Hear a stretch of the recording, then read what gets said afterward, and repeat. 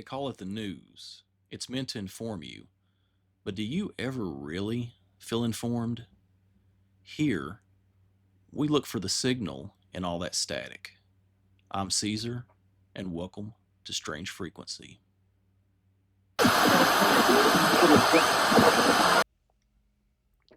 Good afternoon, coffee drinkers and night owls.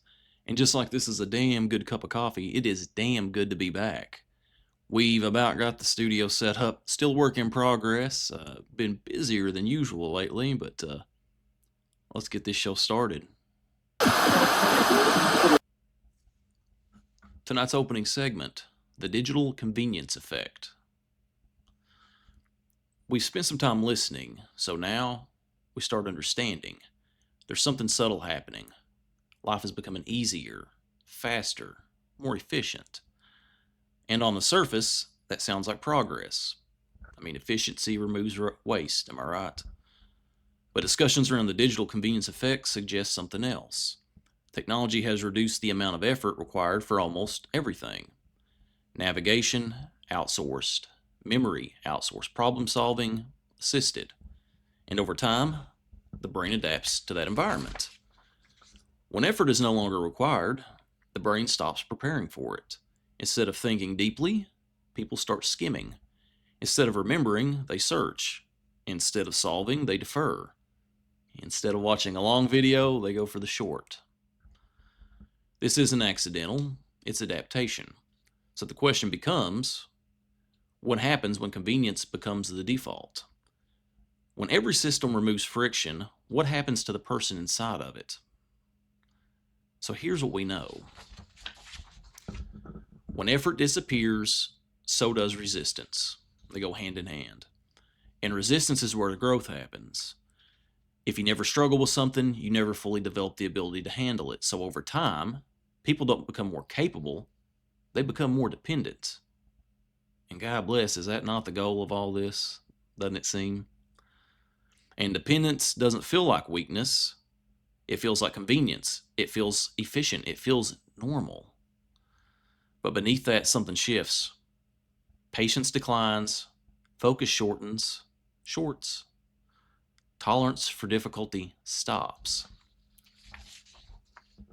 The easier life becomes, the less equipped people are to deal with anything difficult. And when difficulty does show up, it feels overwhelming. Not because it's impossible, but because it's unfamiliar.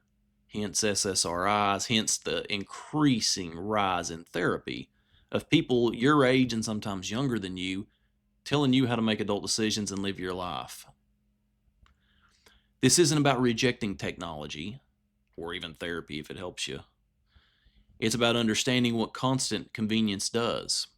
Because when everything becomes easier, people don't become stronger. They become reliant. And once you see that, you start to question what you've outsourced. And that's what we know. That's tonight's opening signal.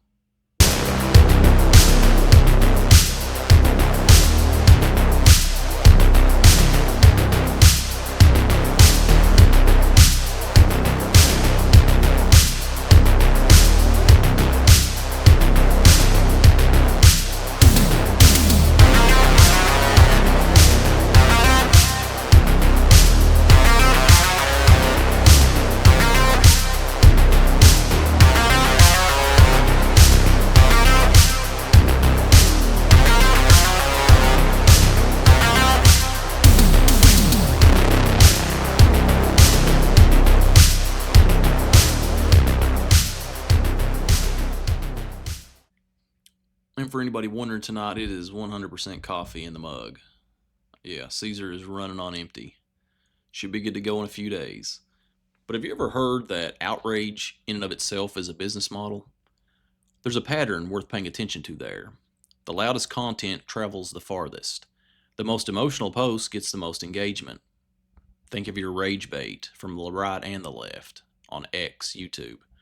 And more often than not, the emotion being amplified isn't curiosity, it's anger. According to discussions around the business of anger, this isn't random, it's measurable. Studies have shown that emotionally charged content, especially anger, spreads faster than neutral information. It gets more shares, more comments, more time spent watching. And the platform tracks all that because, as we've already discussed, attention here is currency. It's more valuable than money. And if something holds your attention longer, the system learns to prioritize that. So over time, something shifts. It's not just the anger performing better, it's that the system adapts to it. It starts promoting content that triggers reaction. Creators learn that that works. That's why you see the massive numbers, again, from the right and the left on X and YouTube, whereas channels like this one, the growth is much more slow and steady because we try to do some old school journalism, fact-based reporting. Keep the emotion out of it for the most part. We're all human, though. Conflict becomes strategy, emotion becomes structure, and outrage stops being a byproduct. It becomes the model. So, here's what we know. The system doesn't reward truth. It rewards reaction, the big R word. Calm doesn't scale. Nuance doesn't trend. But anger moves fast. And if it makes you stop scrolling, if it makes you comment, if it makes you share, that shit's valuable. So the system studies what holds your attention and then becomes more of that. Not because it's trying to mislead you, but because it's trying to keep you engaged. This is some self-fucking preservation here, isn't it? And engagement doesn't require accuracy. It requires intensity. So over time, you're not just seeing more outrage. You're being trained to respond to it.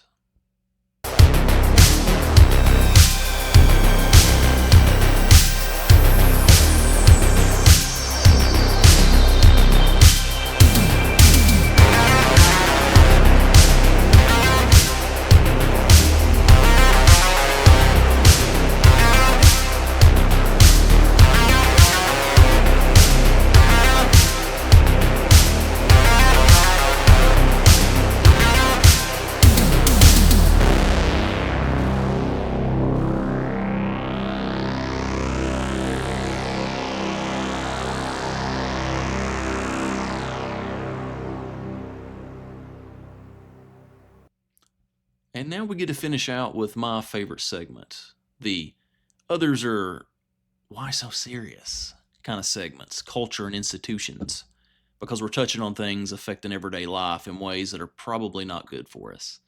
But in segment 3, we get to discuss cryptids and folklore. Let me know in the comments, what is your favorite topic we cover? Is it culture, institutions, or folklore? In northeastern Utah, there's a stretch of land that doesn't behave the way normal land should. It's called Skinwalker Ranch. And depending on who you ask, it's either one of the most studied paranormal hotspots in America or one of the strangest unsolved cases in our time. So, tomato situation. The name comes from Navajo legend, a skinwalker.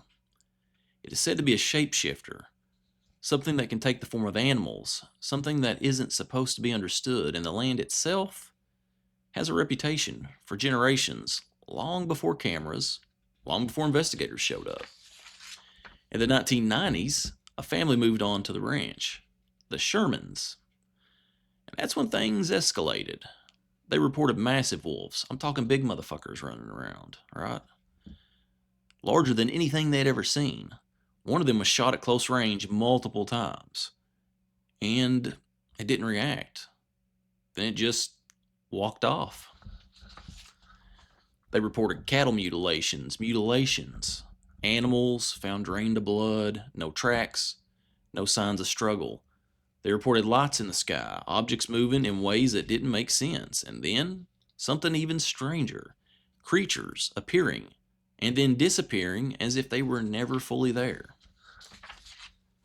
So here's what we know. Either the Shermans were just fucking batshit crazy and making all this up, or there's something to it. Something so much that the ranch was eventually purchased by a billionaire interested in studying it. Teams of scientists were brought in, equipment, surveillance, years and years of observation, which is the only way to really do it, is to be in the field, observing. And yet, no definitive explanation, No confirmed cause, just data, and more questions. So here's where things get a little interesting. Either these accounts are exaggerated again, batshit crazy, misinterpreted, or fabricated entirely, or something is happening on that land that doesn't fit cleanly into what we understand. Because when reports stay consistent across different people and across different years, it's worth paying attention to. And maybe the question isn't, what is it, but why does it keep happening? And maybe in the near future, hopefully, Caesar and some of his partners can go out to a place like Skywalker Ranch and get some actual in the field data. Wouldn't that be cool? And that concludes tonight's broadcast. As always, links to the articles used will be in the description below. And if you have anything strange or unexplained, put it in the comments. Please like and subscribe and share this with your friends. Until next time, we'll keep listening for the signal.